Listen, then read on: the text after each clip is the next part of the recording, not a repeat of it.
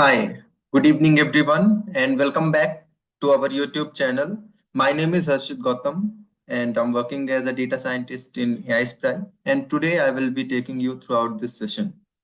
So, again, another Monday, and we are back with our project explanation video series, right? And today I will be talking about a project that we have done in AiSPRY, that is tender price analysis. Okay.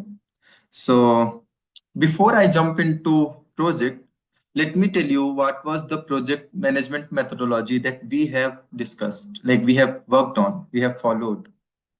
Okay. So if you go to our official site, 360DigiTMG, and there if you go to learning resources and you will find this mind map thing. This mind map will help you to draw an end-to-end architecture that okay from where you have to start your project and what will be steps in between and where to finalize your project, how to hand over your project, right?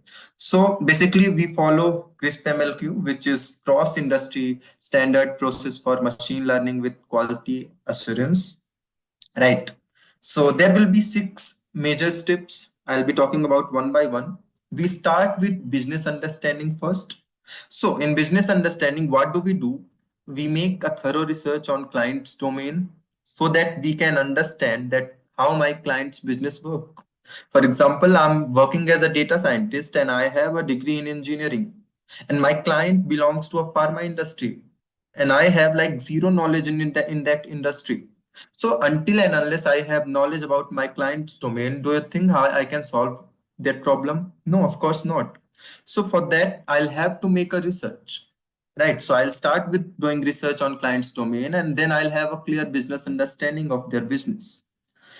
In between, like this business understanding, I'll be like doing basic documentation, business success criteria, ML success criteria, business objective constraints, all those things. Once that is done, we will collect data.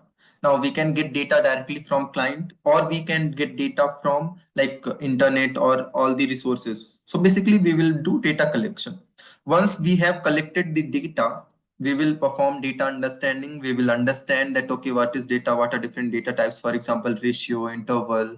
We have like categorical data, numerical data, image data, video data, all those things we will perform.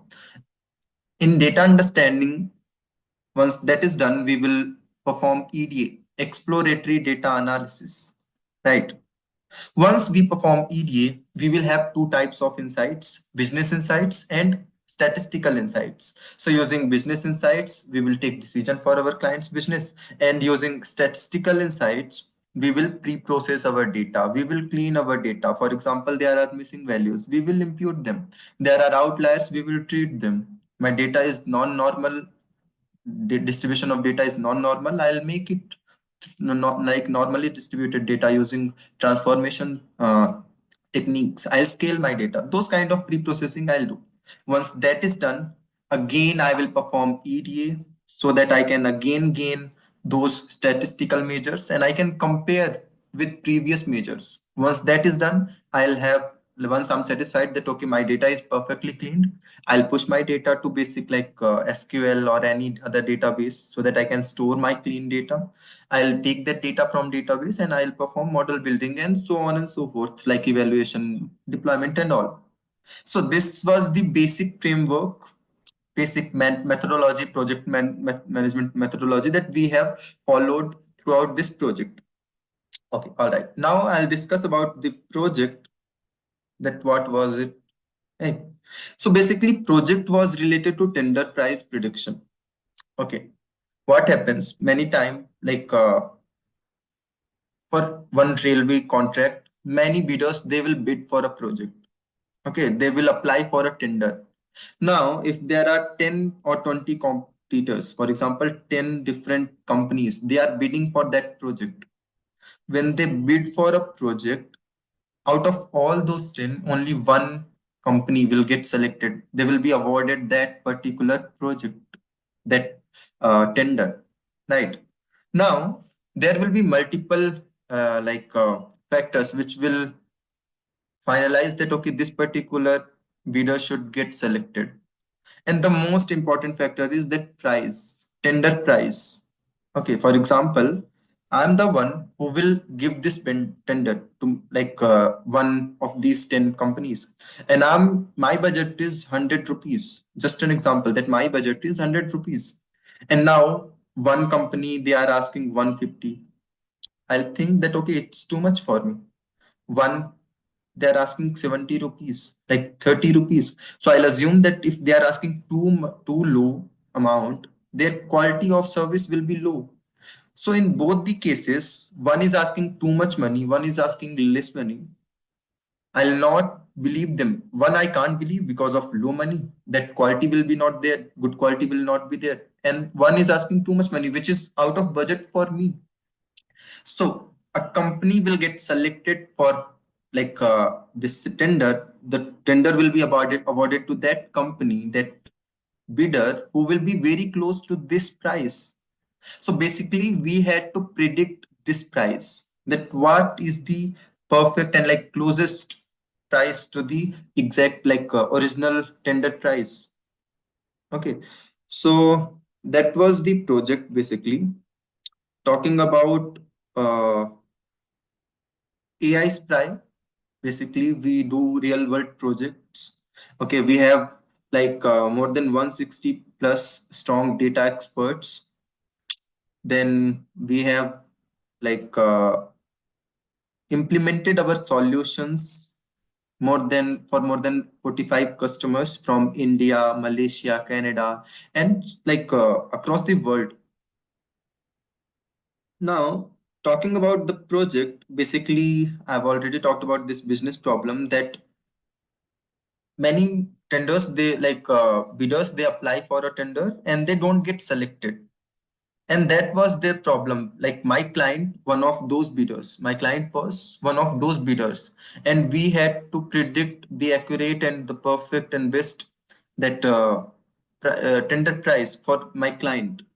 Right, that was our problem. Talking about objectives, so objective for our project was to maximize the win rate of the tender contract. In the sense, when we apply, my client will apply for a tender, we have to make sure that chances of getting selected or winning that or being awarded that tender is high. Okay. Talking about success criteria, so business success criteria was at least 10%. We had to increase target at least 10%. Then talking about ML success criteria, so that was somewhere 90%, and economic success criteria, that was at least 5% margin. Okay, so that was basic in like documentation about the project. Now talking about the most important thing, which was architecture diagram. So basically, we started with business understanding. Okay, we started with business understanding. Then we collected data. In our case, data was provided by client only. Then we pushed our data into S3 bucket, that Amazon S3 bucket. And after that, we started with performing EDA, like for example, feature selection. And then we started with duplicate handling, outlier treatment, null values. Now, talking about these things, so when we have data, we will have not the data will not be in proper format. We'll have to pre-process the data. Now, for pre-processing, we will have to understand the data. We will have to perform EDA on the data, right? So first we perform EDA, then we pre-process the data. And these are impurities like duplicates, outliers, missing values. So we also had these impurities in our data and we solved them. We pre-processed them. We trained our, we cleaned our data. Once that was done, we tried with a lot of algorithms, a lot of models. So we tried with linear regressions, logistic regressions, different ensemble techniques, NN algorithm, which is a new artificial neural network, right? Once that was done, we evaluated our model simply. Model evaluation was done. And then after performing model evaluation, for example, using ROC curve, okay, then F1 score, then different mean squared error, all those techniques we implemented to evaluate our model. Once that was done, we finalized our model, and then simple hyperparameter tuning using L1, L2, normalization, learning rate. Now, learning rate is specifically dedicated for ANN algorithms, right? And then simple AWS deployment and end user devices. We implemented our model into client's side.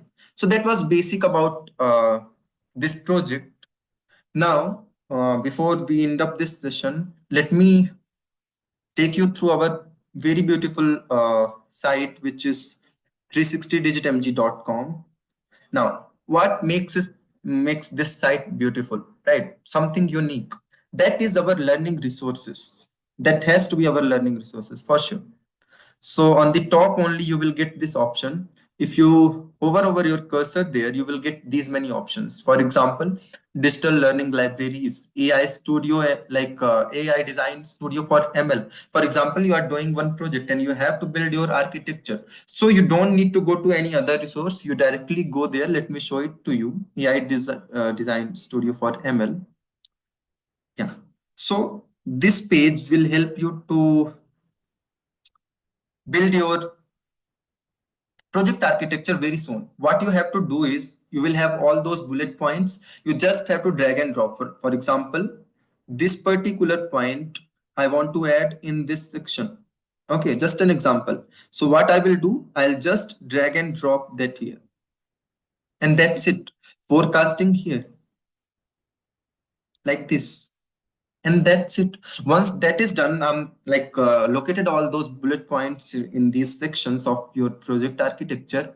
You will validate. Once validation is done, you will get all the bullet points, all these headings, either in blue or red color. Blue in the sense it is good, and red in the sense something is wrong, and you can evaluate. Once evaluation is done and everything is correct, you can export and you can get downloaded that file. If you click on export, you will get that file downloaded. Okay. Yeah, you can see that file is downloaded and you can open that as a PDF file like this, right?